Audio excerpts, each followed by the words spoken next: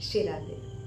अच्छा बताओ, क्या आप एक बार में 1000 अश्वमेध यज्ञ के पुण्य का फल प्राप्त करना चाहते हैं? क्या आप चाहते हैं आपको 100 रासो यज्ञ का फल एक ही बार में प्राप्त हो जाए? क्या आप चाहते हैं सैकड़ों व्रतों का फल केवल एक व्रत रखने मात्र से मिल जाए?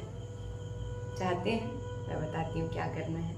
तो आपको करना ये है कि 6 जुलाई को आने वाली है देवशयनी एकादशी, और कहा जाता है आषाढ़ मास के शुक्ल पक्ष की इस एकादशी को, जिसे देवशयनी एकादशी कहा जाता है, इस दिन यदि व्रत रखा जाए तो सैकड़ों व्रतों का फल इस एक व्रत को रखने मात्र से प्राप्त हो जाता है। यदि आप चाहते हैं कि सैकड़ों व्रतों का फल प्राप्त हो जाए तो ये व्रत रखिए। व्रत के दिन करना क्या है? करना ये है, प्रातः स्नान करना है। स्नान करने के बाद में पूजा करना है। नए वस्त्र धारण करने के बाद पूजा करने के बाद में ठाकुर जी को पुष्प अर्पित करना है। पीले पुष्प हो तो अति उत्तम।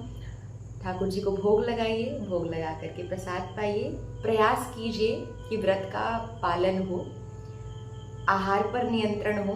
और अगर रोगी शरीर है तो रोगी शरीर के लिए भगवान ने, संतजनों ने छूट दी है कि जो रोगी है और जो बच्चा है वो व्रत ना भी करे तो भी प्रभु की कृपा उन्हें मिलती है। पर ये ध्यान रखिए कि आप व्रत के दिन, चाहे वो रोगी हो या बालक हो, बच्चा हो, चावल ग्रहण ना करें, चावल का त्याग करें, कोई और अन्य भोज्य पदार्थ का ग्रहण कर ले।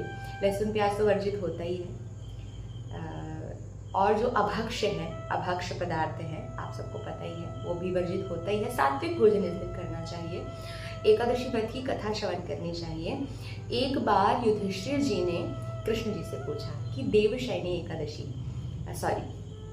पूछा कि आषाढ़ मास के शुक्ल पक्ष की एकादशी तिथि का नाम क्या है और व्रत की महिमा क्या है, आप बताइए। तब श्री कृष्ण जी कहते हैं युधिष्ठिर जी से कि हे युधिष्ठिर, आषाढ़ मास के शुक्ल पक्ष की एकादशी तिथि को कहा जाता है पद्मा एकादशी या देवशयनी एकादशी, क्योंकि इस दिन भगवान विष्णु क्षीर सागर में शेषशायी होकर 4 महीनों के लिए योग निद्रा में चले जाते हैं।